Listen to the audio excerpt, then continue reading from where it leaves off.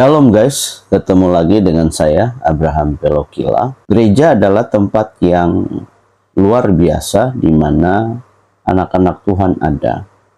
Gereja ini tidak bicara tentang gedungnya, tetapi bicara tentang orang-orangnya. Nah, dalam pelayanan dan pekerjaan gereja, satu hal yang sangat menarik yang menjadi perhatian adalah masalah keuangan. Keuangan gereja ini menjadi hal yang sangat penting karena kalau gereja memiliki uang yang baik dan dikelola dengan baik, maka dipastikan pelayanan dan pekerjaan Tuhan akan berjalan dengan baik. Nah, untuk mendukung pekerjaan gereja, tentu jemaat sama-sama mendukung dalam doa dan dalam bentuk persembahan.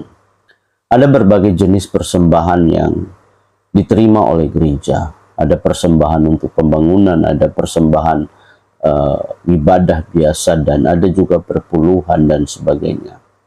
Tapi sayangnya banyak sekali dan banyak kita menemukan bahwa gereja punya persoalan dalam tata kelola keuangan. Dan gereja memang harus berani transparan bahwa keuangan gereja itu dikelola dengan bertanggung jawab dan takut akan Tuhan.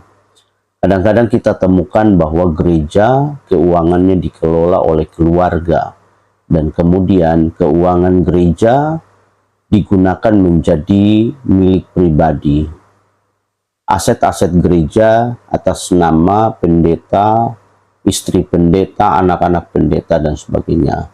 Padahal semua itu adalah milik jemaat bersama-sama dalam memberikan uang dalam bentuk persembahan dan sebagainya. Nah, tetapi kita sering menemukan bahwa ada gereja juga yang tidak dapat mempertanggungjawabkan pengelolaan uang dengan baik.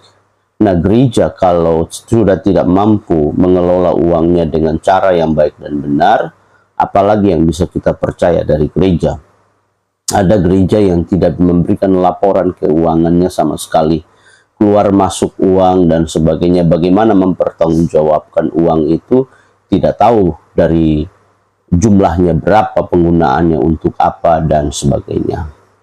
Nah, kita kadang-kadang masih menemukan di gereja-gereja yang mainstream, gereja-gereja tua, bahwa masih ada laporan-laporan penggunaan uang. Tapi di gereja-gereja baru, gereja-gereja yang sekarang banyak di mana-mana, kadang-kadang kita banyak tidak melihat laporan keuangan dari gereja. Kita hanya menemukan ada warta gereja, pelayannya siapa dan sebagainya, tetapi keuangan gereja kita tidak paham lagi. Uang itu berapa banyak penggunaannya, untuk apa, dan sebagainya. Sepertinya gereja mengelolanya secara pribadi dan tanpa diketahui oleh jemaat. Nah, ini sebenarnya tidak boleh, apalagi kalau pengelolaan uang itu dilakukan oleh istri pendeta, anak-anak pendeta, keluarga pendeta, dan sebagainya. Nah, ini tidak boleh dilakukan karena keuangan gereja itu memang kita persembahkan kepada Tuhan, tetapi bukan milik pendeta, bukan milik para pekerja atau pengurus gereja. Pengurus gereja dan para pekerja harus mempertanggungjawabkan uang itu rupiah demi rupiah, sehingga gereja itu benar-benar menunjukkan contoh dan teladan dalam menggunakan keuangan. Jangan gereja memaksa para pendeta, memaksa jemaat memberikan uang, memberikan persembahan terus-menerus, tetapi kita tidak tahu uang itu dipakai kemana, uang untuk siapa, dan sebagainya. Ada jemaat yang susah datang minta bantuan, malah diajak untuk cuman berdoa dan percaya saja bahwa Tuhan akan tolong, tetapi ternyata tidak dibantu. Ini jadi persoalan. Apa yang kita bisa percaya lagi dari gereja kalau tata kelola keuangan seperti ini? Harusnya gereja berani diaudit, memiliki audit tersendiri sehingga mengetahui keuangan gereja seperti apa. Nah, ini tidak boleh dibiarkan, apalagi kalau gereja yang jumlah jemaatnya sangat besar dan jumlah keuangannya luar biasa besar.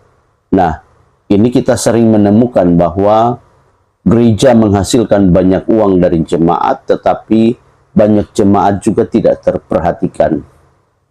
Sepertinya orang-orang tertentu di dalam gereja kaya raya dengan uang dari jemaat, karena mendapatkan persembahan, penggunaan uang cuma dikelola oleh 1-2 orang karena merasa memiliki gereja tersebut, di mana-mana tampil dengan gaya yang luar biasa, mobil yang mewah, rumah yang mewah, gaya hidup yang mewah, sedangkan keuangan gereja tidak bisa dipertanggungjawabkan. Istri para pendetanya, istri para hamba Tuhannya itu hidup dengan gaya yang glamor, dengan gaya yang pakaian yang mahal-mahal, kemudian dengan segala bentuk kemewahan yang mereka nikmati karena uang dari jemaat. Kalaulah pendeta ini punya pekerjaan lain atau punya usaha yang lain, kita tidak persoalan. Tetapi yang terjadi adalah bahwa sering kita menemukan bahwa gaya-gaya dari para istri pendeta, para pendeta, dan sebagainya itu sangat-sangat glamor. Bahkan itu jadi bahan candaan di antara jemaat ketika melihat pendeta-pendetanya dengan gaya yang glamor, pakaian yang mahal, gaya hidup yang luar biasa, di mana jemaatnya dalam keadaan yang banyak yang tidak terperhatikan dan tidak terlayani dengan baik.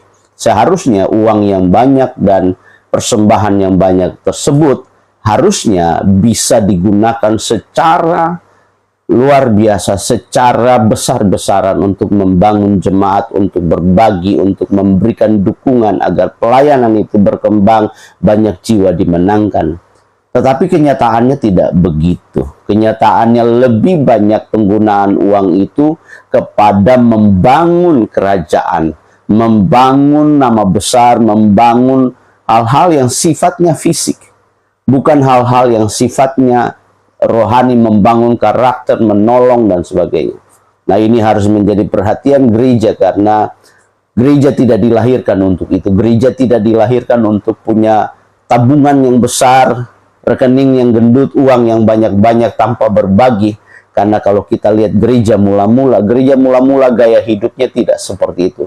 Apa yang ada dibagi untuk semua yang berkekurangan, ada yang memiliki kelebihan dibagi untuk semua yang membutuhkan. Sehingga gaya hidup dari gereja, gaya hidup dari pelayanan gereja mula-mula adalah gaya hidup ada untuk memberi, berbagi sama rata, dan membangun jemaat dalam kasih dan persaudaraan. Dan ini harus jadi perhatian kita bersama, bahwa kita perlu memperhatikan gereja harus jujur, gereja harus berani untuk mempertanggungjawabkan keuangan di depan jemaat. Rupiah demi rupiah harus berani dipertanggungjawabkan. Jangan sampai para pemimpin gereja, para pendeta-pendeta, istri pendeta, anak-anak pendeta, mereka hidup di atas penderitaan orang lain, penderitaan jemaat. Jemaat susah tetapi tetap ingin kasih persembahan untuk Tuhan, tetapi disalahgunakan oleh pendeta, istri pendeta, anak pendeta, kroninya pendeta, dan sebagainya. Mereka makan dengan bahagia, dengan gaya hidup yang luar biasa, sedangkan jemaatnya berusaha untuk memberikan persembahan dari kekurangan mereka. Kita harus berhati-hati tentang hal ini. Tuhan Yesus memberkati.